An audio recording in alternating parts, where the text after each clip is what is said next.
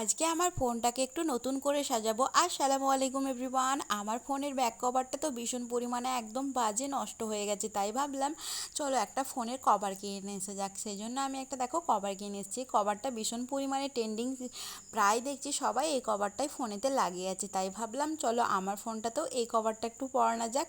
সেই জন্য নিয়ে আসলাম। দেখো আমি নিয়ে আসলাম পিঙ্ক কালার, দেখতেই তো পাচ্ছ। আর এই দেখো এই ব্যাক কভারটা তো আমি খুলে নিয়েছি। দেখো দেখো মনে হচ্ছে যেমন একসাথে আমি 3টে ফোন নিয়েছি। দেখো কেমন লাগছে।